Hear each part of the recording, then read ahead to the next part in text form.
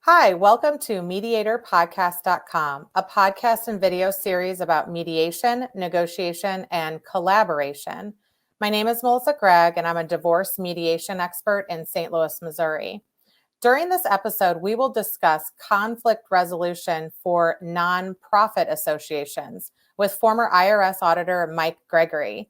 Mike is a mediator in Minneapolis, Minnesota. He is the author now of 13 books regarding various topics, and he also has created the collaboration effect.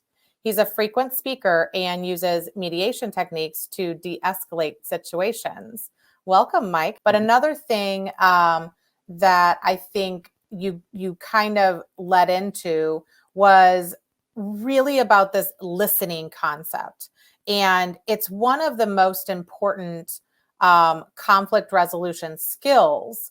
But talk more about it, because as I've talked to you through this process, it has really, listening is always important. We talk about it in business, we talk about it, but it is very different when you're talking about it as a way to mediate conflict and to communicate. Listening is sort of the absence normally of communication, when in reality, when I talk to you, it's almost the essence of communication.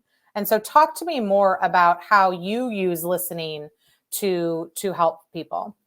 Okay, I'm gonna bring up three people to you. First is Erica Garms, and she wrote a book called The Brain-Friendly Workplace. And then I'm gonna bring up another person, John Molitor. He's the Associate Dean of the Medical School at Michigan State University, and I spent a day with him looking at brain scans and different things. And then I wanna bring up Rick Hansen. Rick Hansen is with the Greater Good Science Center at the University of California, Berkeley. He's a neuroscientist and psychologist. The reason I bring up the Greater Good Science Center, if you go to that site and you put in key topics, let's just say listening and neuroscience, you can get the latest thoughts on that written in lay language that you and I can understand. Now, I'm not a neuroscientist, but I work with them. And I've been working with them for a number of years. It's now been over 7 years. So I come back in a couple of sound bites. At the top of our brainstem is the amygdala. It's about the size of your thumbnail or an almond. And you have two of those at the top of the brainstem. And when you start to get angry, you produce certain chemicals and hormones that they flood the bloodstream with those chemicals and hormones. You have 6 to 10 seconds to stop that from happening. If you don't, those chemicals and hormones are in the bloodstream, and they'll stay with you for up to 22 hours or until you have a sleep cycle. So once they're in your bloodstream, they're there. And now it's very easy for you to go off again and get angry because they're there. But on the other hand, in the front of your brain is the prefrontal cortex. And that's only 5% of the mass, but it's 25% of the energy. And nobody multitasks. The brain does one thing at a time. It can turn off and on quickly for different things, and we can overload the prefrontal cortex with too much.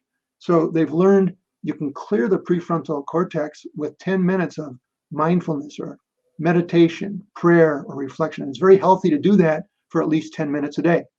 But the prefrontal cortex will override the amygdala.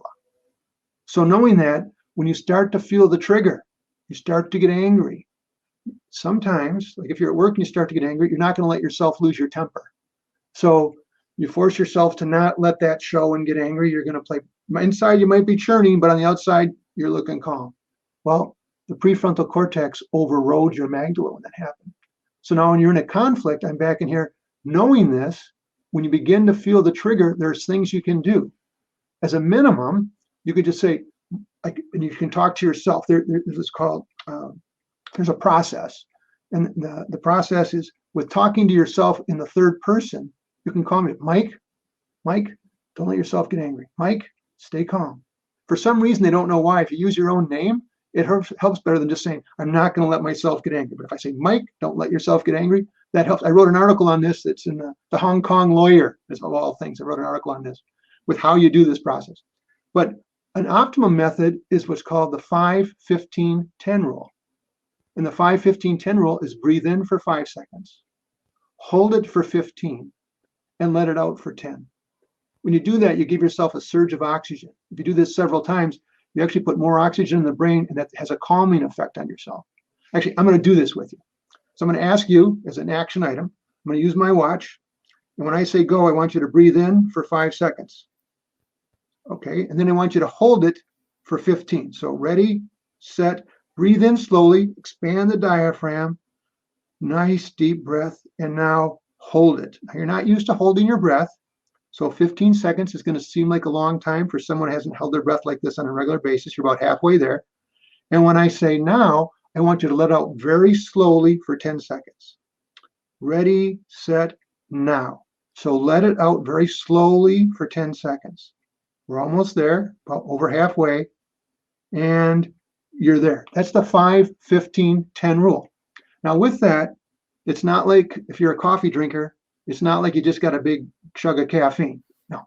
But if you do this multiple times, 2 or 3 times, and the fact that you're concentrating on it, what are you doing? You're not talking. You're listening. So when somebody's starting to tick you off, and you know that, and the trigger's there, I can do the 5, 15, 10 rule. They don't even know you're doing it. You're doing it yourself, and you're giving yourself a plug of oxygen in the brain. Now, sometimes you don't have time for that. So you're going into a meeting, you're walking down the hall. You've always heard, take a deep breath, or take 3 deep breaths. Those are fallback alternatives of what you could do. But by doing this, you can calm yourself. And the key then is if I can calm myself, calm the fire, then what I can do is I can focus, and I can tell myself, focus on listening. I have a Post-it note right here, bottom of my screen. And on this Post-it note, it says, focus on being interested, not interesting. If I'm trying to be interesting, I'm going to tell you a lot. But if I'm going to listen, I'm going to focus on being interested. I'm going to ask questions.